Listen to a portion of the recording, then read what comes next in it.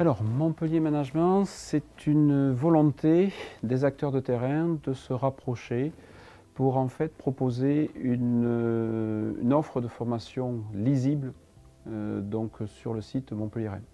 Depuis le 1er janvier 2015, les universités de Montpellier 1 et de Montpellier 2 ont fusionné, ont disparu, au profit de l'université de Montpellier. Et donc on se retrouve avec de la gestion dans des formations du type IUT, à l'IAE, sur l'ex-périmètre UM2, à la faculté d'administration économique et sociale du site Richter, et puis bien entendu à l'ISEM.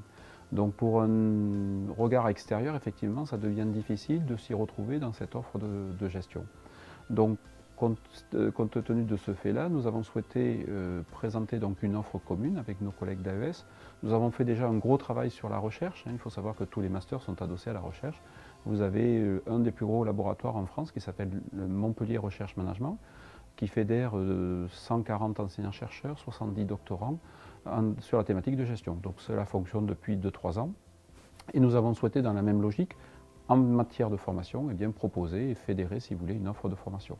Donc sur le site de Richter, nous sommes séparés juste d'un bâtiment. Nous avons souhaité, avec nos collègues d'AES, donc, de nous regrouper. Nous espérons ainsi, pour pouvoir proposer donc, des services à forte valeur ajoutée pour nos étudiants, créer un département professionnalisation, insertion professionnelle, tout ce qui est internationalisation, donc on verra l'offre de formation, vous avez présenté l'offre de formation internationale de l'ISEM, et puis également la certification, les démarches qualité, si vous voulez, sont des services nouveaux que nous allons proposer à nos étudiants. Montpellier Management, ce sera 4000 étudiants. Pour vous donner un ordre de grandeur, l'université de Nîmes, tout secteur confondu, c'est 3600 étudiants. Donc Montpellier Management, AES et ISEM réunis, ça sera 4000 étudiants. C'est plus de 70 personnes qui travailleront, enseignants-chercheurs, mais également une quarantaine d'administratifs, si vous voulez, pour assurer l'offre de formation.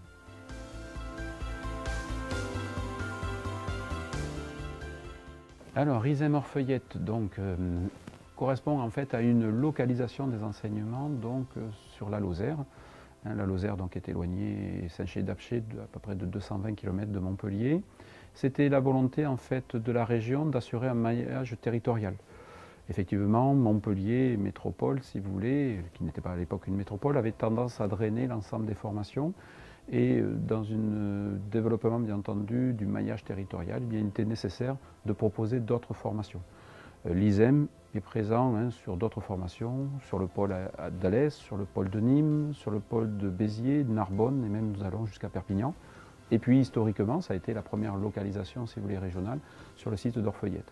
Le projet est né en fait du père Gibelin, qui dirigeait à l'époque le lycée donc, privé du Sacré-Cœur, et qui souhaitait, après une formation classique hôtellerie-tourisme, proposer en fait aux étudiants de créer une sorte de Lausanne à la française, si vous voulez. En plus, le cadre s'y prête particulièrement.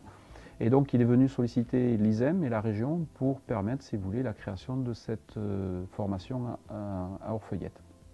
Au départ, il s'agissait d'une maîtrise de sciences de gestion qui s'est transformée en une MST GHR, maîtrise des sciences techniques, gestion de l'hôtellerie de la restauration, et puis au passage au LMD, donc maintenant on se retrouve avec une licence 3e année, parcours hôtellerie, management hôtelier et tourisme, et puis un Master 1 et un Master 2, toujours dans la même logique.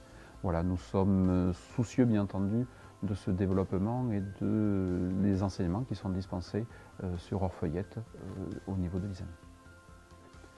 Alors, mon rôle au niveau de l'ISEM Orfeuillette, je suis en tant que directeur, bien entendu, responsable, bien entendu, des questions financières, des questions administratives et du fonctionnement donc, de l'ensemble de l'Institut et de sites délocalisés. Donc, je suis soucieux de trouver des ressources pour permettre le fonctionnement de cette antenne délocalisée, puisqu'il y a un surcoût du fait de la localisation à Lozère.